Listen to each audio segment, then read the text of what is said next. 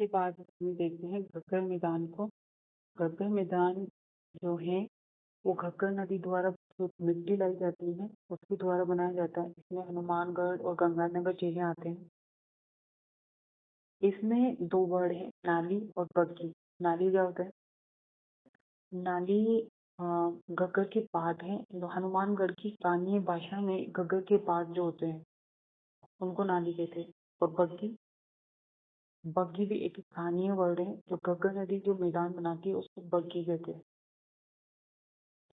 फिर आते हैं आंतरिक प्रवाह यानी कि शेखावटी प्रदेश। शेखावटी प्रदेश में क्या क्या आता है? झुंझुनू, इसे मतलब आंतरिक जल प्रवाह क्षेत्र भी कह सकते हैं। अब इसमें दो वर्ड है, जोहड़ या नाड़ा, बीड़ और तोरावटी। जोहड़ या नाड़ा क्या होता है? जोहड़ या नाड़ा जो होता है ये कच्चे कुएं को, ये लोग स्थानीय भाषा में कच्चे कुएं जो जल संग्रहण के लिए बनाए जाते हैं उनको ये जोहड़ या नाड़ा कहते हैं। बीड़ क्या होता है? बीड़ होते हैं शेखावटी क्षेत्र में घास के मैदान या सार्वजनिक चारागाह। जो घास के मैदान होते हैं शेखावटी एरिया में वो बीड़ होते हैं, और जो कच्चे कुएं होते हैं वो जोहड़ कहलाते हैं या नाड़ा कहलाते हैं। और तोरावटी रीजन क्या होता है? जो कांसी नदी होती है इसमें शेखावटी रीजन में कांसी नदी, उसी का प्रवाह क्षेत्र तोरावटी कहलाता है। और इसके आसपास की जो पहाड़ियां हैं तोरावटी पहाड़ियां कहलाती हैं। फिर थर्ड है नागौरी उच्च भूमि। यहाँ पर बहुत ज्यादा सोडियम क्लोराइड पाया जाता है जिससे ये प्रदेश बंजर और रेतीला माना हो गया है। और यहाँ पर अरब सागर की मानसून पड़ने से इसका जो रीजन है यहाँ पे नमक या सोडियम क्लोराइड का जो रीजन है वो अरब सागर की जो मानसून पड़ने वही इसका रीजन है। इसी की वजह से ये इतने खारा हो चुका है, जिसमें मौसमी सांबर, कुंजा, मटकी, डिडवाना की, इनकी जो ये खारी खारी जितनी भी लहर है वो इसी में आती है। फेमस वर्ड है कुबड़ पट्टी।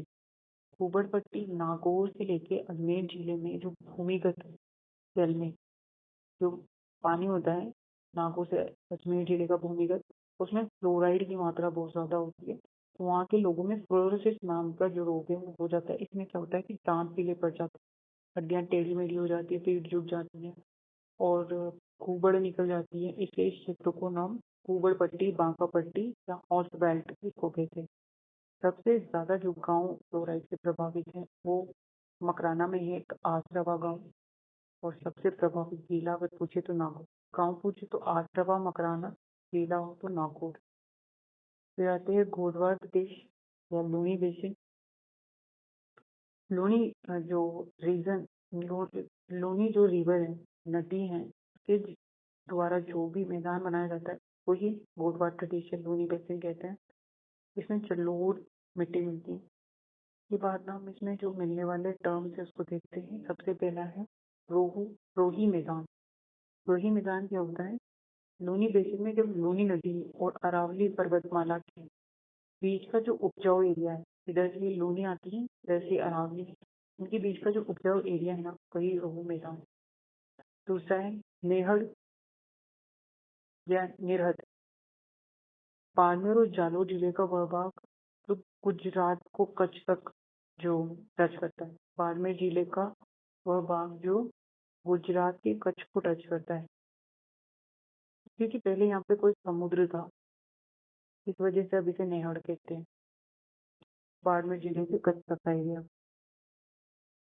और लूनी बेसिन की जो मुख्य नहर है वो नर्मदा है। लूनी बेसिन का जो डैम अगर बोले तो वो है जवाई। सांचौर को राजस्थान का पंजाब कहते हैं, ये सबको पता है। अब देखते हैं छप्पन की पहाड़ियाँ। छप्पन की पहाड़ियाँ क्या होती है? ये छप्पन यानी कि 56 पहाड़ियों का एक ग्रुप है, इस वजह से इसको छप्पन की पहाड़ियाँ कहते हैं। बाड़मेर के मोकसर गांव में सिवाना तक की गोलाकार पहाड़ियाँ हैं। बाड़मेर के मोकसर गांव से सिवाना तक गोल गोल जो पहाड़ियाँ जो 56 है वही छप्पन की पहाड़ियाँ हैं। इनमें ग्रेनाइट बहुत ज्यादा मिलता है, इसलिए इसको ग्रेनाइट पर्वत भी कहा जाता है। आगे चलते हैं नाकोड़ा पर्वत, जो कि कहाँ है? बाड़मेर में पार्श्वनाथ टेम्पल इसी के ऊपर बना हुआ है। पीपलूद, पीपलूद या बाड़मेर, ये राजस्थान का मतलब रेगिस्तान का माउंट आबू कहते हैं पीपलूद बाड़मेर को, या राजस्थान का लघु माउंटेन। रेगिस्तान का तो माउंटेन, राजस्थान का लघु माउंटेन कहते हैं, क्योंकि पश्चिमी राजस्थान में सर्वाधिक वर्षा इसी पार्ट में होती है। तो सेंदड़ा पाली क्या होता है?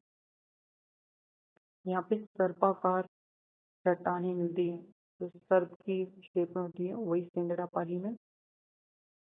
तो इट्स ऑल अबाउट डेजर्ट, मरुस्थल के बारे में।